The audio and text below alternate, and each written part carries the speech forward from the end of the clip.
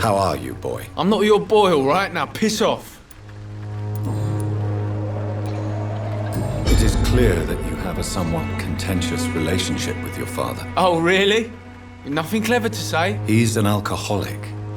That must make life difficult. Oh, no, it's perfectly fine. No money, no home, no friends to lend a hand. My father should have died in France.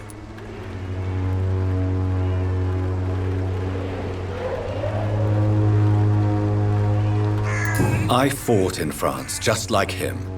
I know what he endured. He deserves your patience and your sympathy. Did you abandon your family?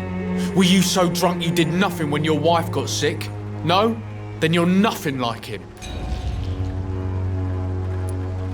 Why did you try to steal your father's medication? Why shouldn't I? What has he ever done to earn my respect? Your father seems to hold quite a grudge against you. Man's a walking gin bottle. I ain't seen him sober since he got back from the war. But the gun, now that is a surprise.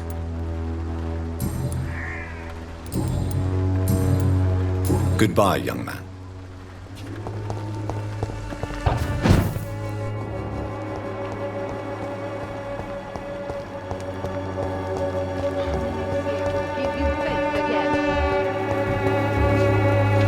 Good evening, Benjamin. Can I help you? I'm afraid not, Mr. Reed.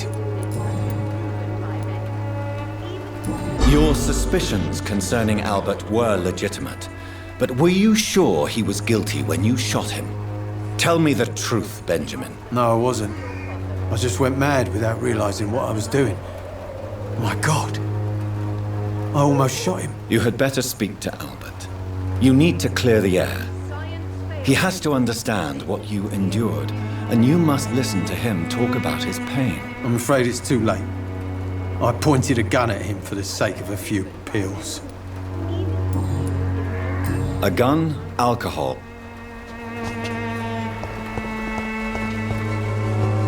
When science fails you, this elixir. This district seems to get uglier every year.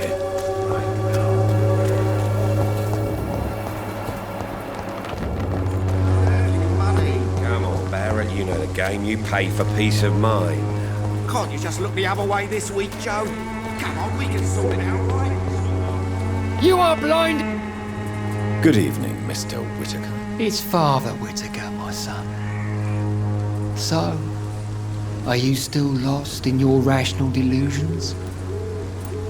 I have found Samuel, your disciple. I am afraid I have bad news.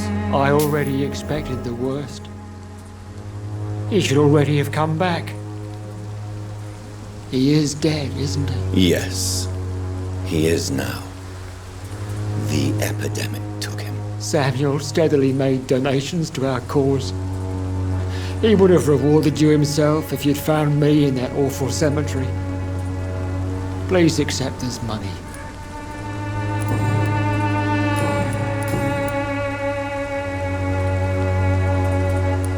Your disciple, Samuel, stole from the dead in Stonebridge Cemetery. I have proof of his crime and proof of his death. No! Samuel was the best of us. So devoted, so zealous. He gave all he had for the cause. He tirelessly preached the good word. He defiled the dead with his petty thefts. That's how he financed your misguided crusade. Think what you will. When this city is saved, he will be praised for his devoted fortitude. He walked boldly into the mouth of abomination. Your precious Samuel used you. He was an immoral crook. If that's true, then he will be my burden to bear during this endless night. Why did you send Samuel to the cemetery, Tobias? What did you see there? I sent him on a vision. A dream of a dreadful and laughing queen covered with blood, sleeping with the dead and feeding on the fear of the dying. A laughing queen dressed in blood. Tell me more. This epidemic is her feast, The announcement of her return. Against her, science is no more than a child's toy. But who is she? She is the mother of harlots and abomination of the earth. She is Babylon, drunk on the blood of the saints. Tobias Whitaker, confess why you burnt those people alive. I have done what no one was ready to do. I will smite the flesh of the unclean to protect the righteous. You are just another heartless murderer, exploiting the epidemic to kill with impunity. No! No. The only way to contain the spread is to strike at the source itself. The proliferating sick. You're not the savior of London. You're just a glorified sadist. I take no pleasure in this awful cleansing, Dr. Reed. I am only driven by the thousands of innocents I save each night. Why did you... I sent... You sent a man to die because of a stupid vision. I have heard enough of your nonsense. Goodbye.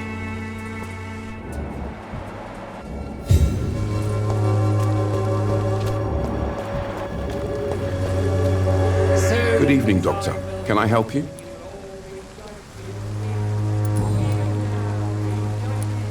Do you know that Christina is hoping to pay for her brother to travel to England in the near future? I see.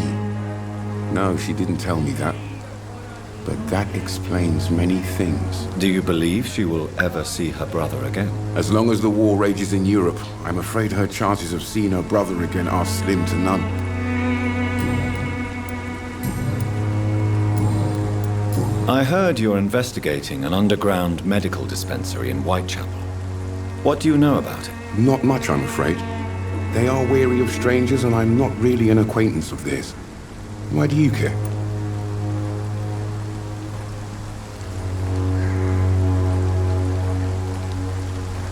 I'm a doctor, Mr. Darby. I care about everything involving public health and this epidemic. Are you sure you're not just concerned about the repercussions that a scandal involving a certain Nurse Crane from the Pembroke Hospital would bring? Without a doubt, you are a damn fine journalist, Mr. Darby. What do you know of her accomplice, a man named Darius? I don't know much about the man. He's very cautious, never goes out, doesn't seem to have any friends or family. He never goes out? No. A few days ago, he unexpectedly did. I followed him, but it was just a ruse to keep me away from his house. Really? How do you know? He went to the nearest mailbox, but just before posting his letter, he ripped it up and threw it away. He has no relatives at all? No. Except for that strange man, a poet named Richard Nethercott, who sometimes comes by. Darius would never let him in. Where can I find this Mr. Nethercott? He spends most of his time lurking around Whitechapel, talking to himself or declaring verses. These days, you can usually find him behind the church. Goodbye, Mr. Darby. Farewell. Good evening, Doctor. Can I help you? Goodbye, Mr. Darby. Farewell.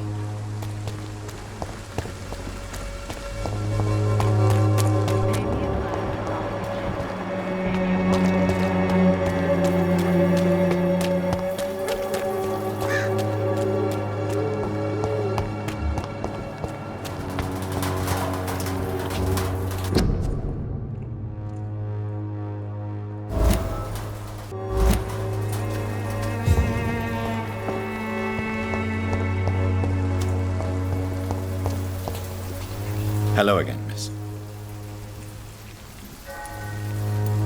Melia, I know you work for Dorothy Crane.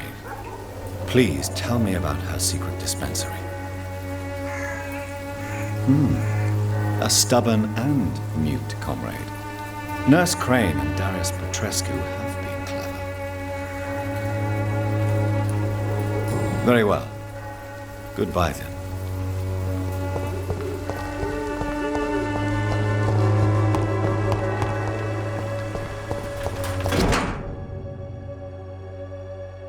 The content of Darius' letter to his children could give me more leverage to enter.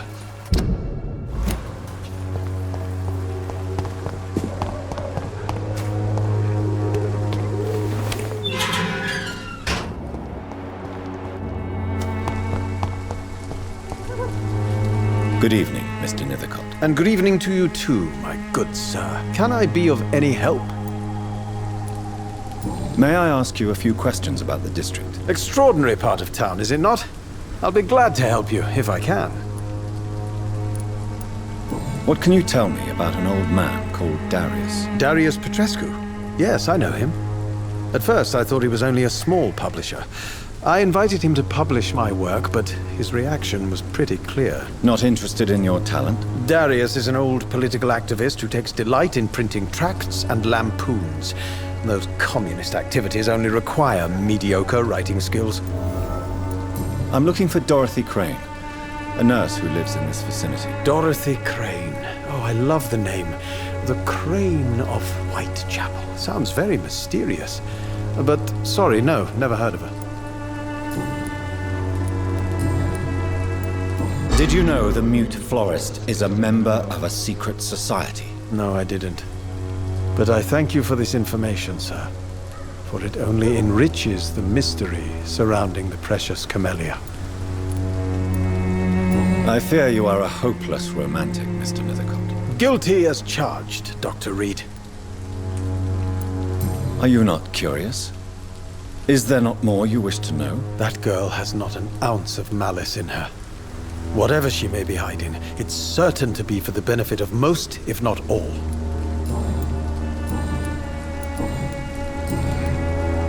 I'll leave you alone, sir. Darius is a bit less of a mystery now. It should not be that difficult to incite him to let me in.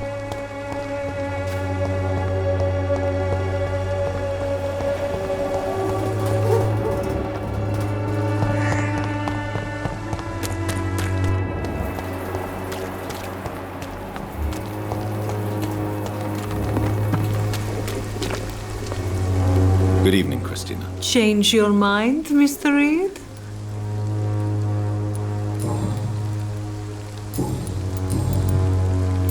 Do you need any assistance, Miss Popper? It depends on the price of your medicine. I am shocked that you would think I am that sort of man. Forgive my suspicion. I'm so used to liars with good manners. Thank you, sir.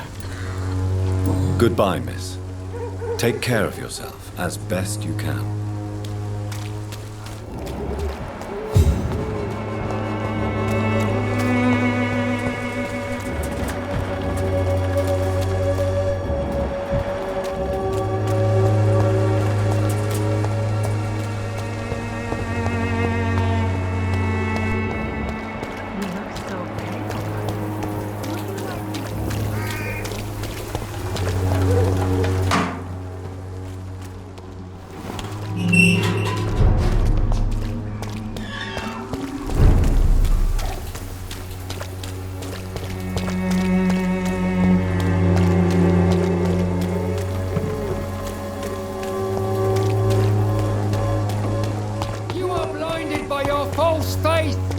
Imprisoned by your daily routine. Unable to see Come on, take a look. Don't be afraid.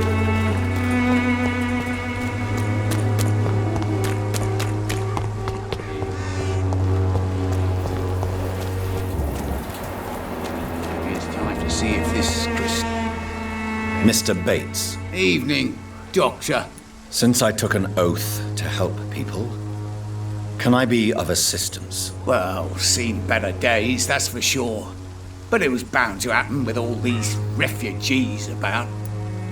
Infecting you is probably the last thing on these people's minds. Take this, in any case. What? You give me this for free? Don't have a clue about this place, do you? Goodbye, Mr. Bates.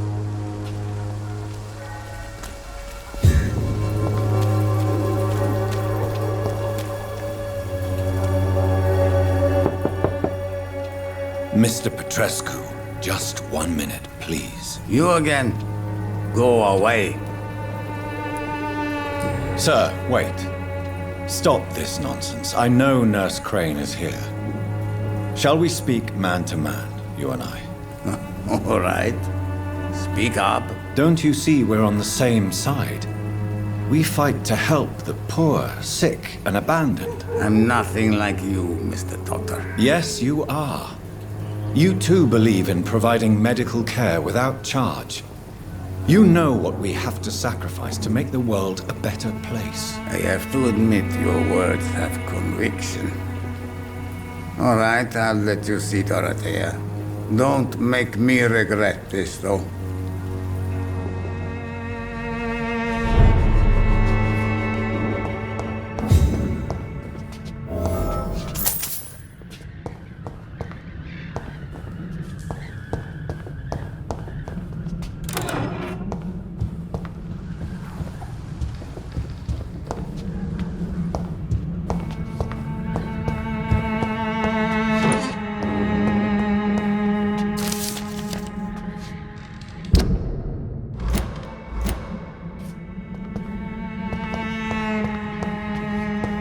It's locked, all right.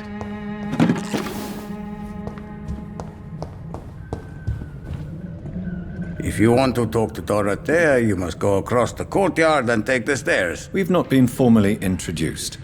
May I ask your name and occupation, sir? I am Darius Petrescu. I'm here to keep snitches and spies away from Dorothea. And I also run this little print shop. Tell me everything you know about Camellia, the mute florist. I do not believe in the afterlife, Doctor, but I'm almost convinced Camellia is an angel. She volunteered to give out our medical leaflets. Who is she, really? Do you know where she's from? She's not from around here, that's all we know. Camellia is not even her name. It's her favorite flower. You say she has no close family? Well, there's that awful poet who constantly follows her around like a lost puppy. A good man for sure, but a very poor writer. Are you not worried for her safety? She is as brave as she is tough, and clever too. If only I had met her when I was younger. Are you in love with Camellia, Mr. Petrescu? Don't be stupid. If I had met her when I was younger, we could have won our revolution.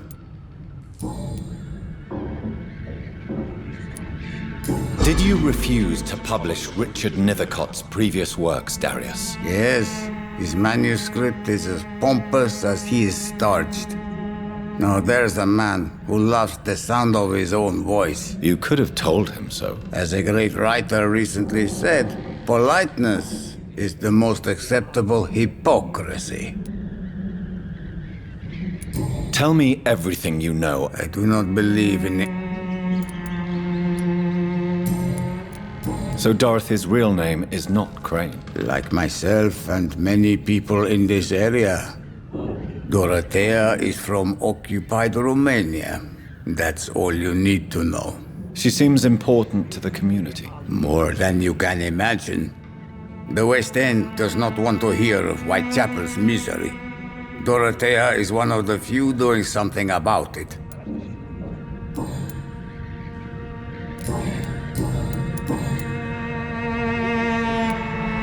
Do you have any family left, Mr. Petrescu? Children or grandchildren? Who knows? I have abandoned my people for so long, they might as well be dead. As dead as I am for them, I suppose.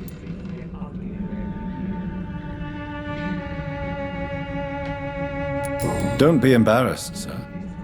If you must know, my own father disappeared many years ago, and I forgave him. It's quite awkward to talk about our families like this, but thank you, Dr. Reed. I appreciate your trust. This war won't last forever. Did you ever think of returning to your country now it's free? No. I have taught strength and determination to my sons and daughters. I'm an old, dying man who only has memories of better times to cherish. I know you fought for your country when it was occupied, Darius. Tell me more about it. I know my days are numbered, and I know I won't see my homeland again. But I fought for Romania all my life, and I will until my last breath. But Romania escaped the grasp of the Austro-Hungarian Empire. It's a free country again. But it's not the country I fought for. My homeland is not appeased, Doctor. And I still see a dark future ahead for my people. How did you meet Nurse Crane, Darius? Why does she trust you? I'm her oldest friend in England. Dorothea and I share many ideas about this country and about the country we left. You mean occupied Romania, don't you? Even if not directly, I fought against your enemies. Really? Then perhaps you have more in common with Dorothea than meets the eye, Dr. Reed. Goodbye, Mr. Petrescu.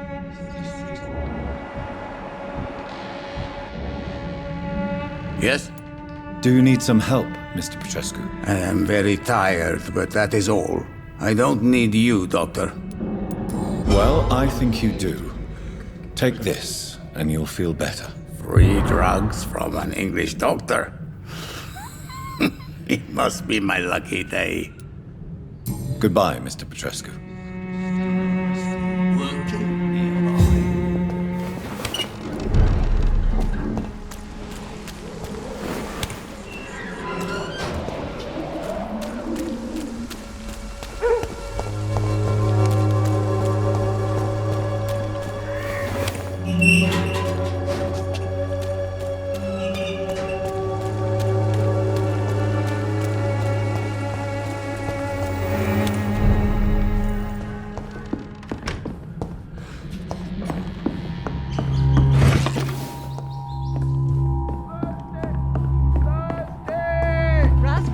Control yourself. Calm. Calm. I'm thirsty. Give me a drink.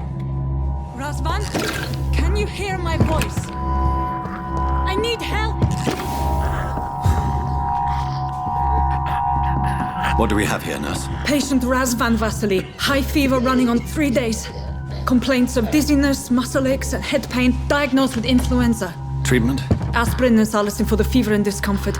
Liquids for dehydration, but he's having trouble keeping even water down. Thank you, nurse. Anything else I should know? He did lose consciousness this morning, but he's never had convulsions like these. He's not convulsing, he's choking. He's not getting any air. Scalpel! Hand me that scalpel! What can I do, Doctor? It's too dangerous to operate with these convulsions. Sedative, nurse. Do we have any anesthetics? I'm sorry, Doctor. None at all.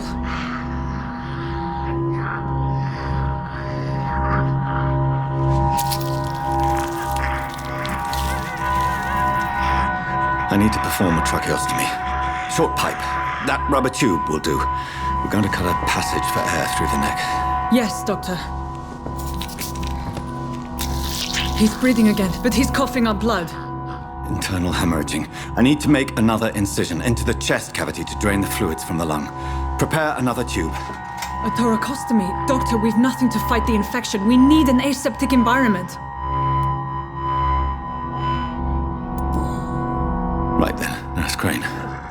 What do you suggest we do? I've no idea. I'm not the doctor. Time is of the essence. We need to perform a thoracic drain. Yes, Doctor.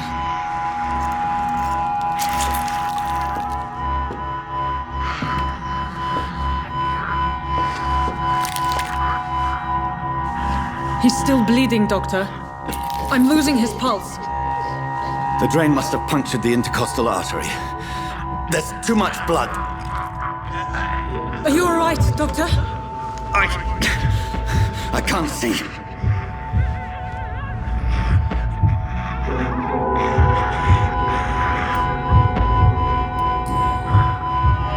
I must first suture the artery. Find the wound. The source of the blood. Needle and thread, Doctor. Good. The stitches are holding. How's he doing? We're losing him. We've lost his pulse. He's dying, Doctor!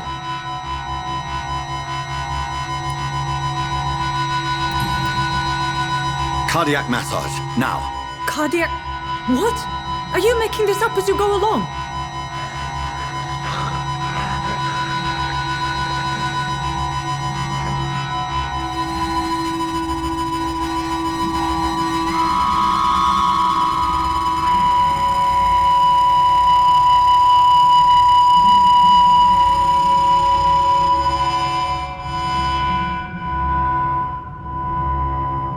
We've lost the pulse. He's gone, Doctor. Nurse, we did everything we could. Truly?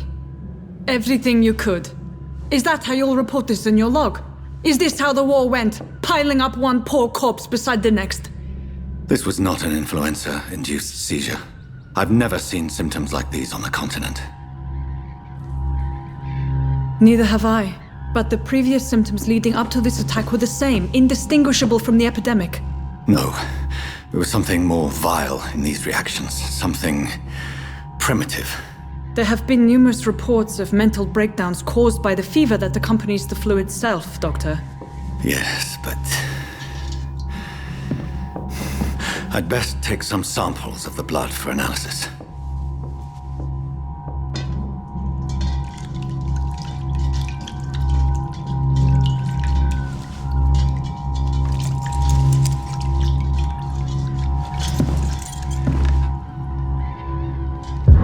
I doubt you're here to test my bedside manners. It's locked. I suspect it was more than intuition alone that led you to us. So, how might I be of service, Dr. Reed?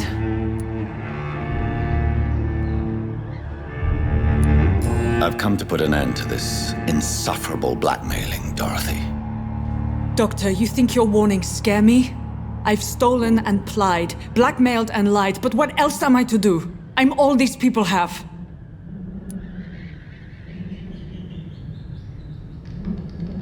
But why Lady Ashbury? Why her, of all people? She's pristine and proper, all right. But that she-wolf in sheep's clothing murders the poor for sport. I have her where she belongs, and I'll milk her for all she's got. Dr. Swansea is a sensible and honest man. He wouldn't have refused your friend's care at Pembroke. It's easy for you to say, Doctor. These people cannot go to the police, nor to the hospital. They don't even speak English. They depend on me for everything. So, the end justifies the means. Is that your defense? I know you're kind, Doctor. Just another fine-heeled, silver-spooned gentleman who was given the world on a platter. You know nothing of poverty. Nothing of the shame, the hunger, the loneliness. You've convinced me of the sincerity of your actions and their noble justifications. But all the same, blackmail is a crime, and it will stop, Nurse Crane. So, are you going to turn me over to the authorities?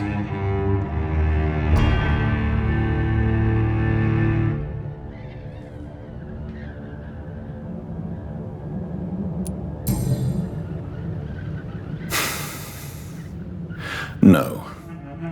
Your place is here. Jailing you would be an even greater crime. So, here is my proposition. I'll look the other way on your little enterprise. In exchange, you will resign from the Pembroke Hospital and provide me with medical supplies when the need arises. Dr. Reed! That sounds like a business proposition. My accomplice, then? No, just a privileged client. My research may require the occasional rare piece of equipment or ingredient. I'll pay good coin in exchange, fair and honest, to help finance your noble endeavors.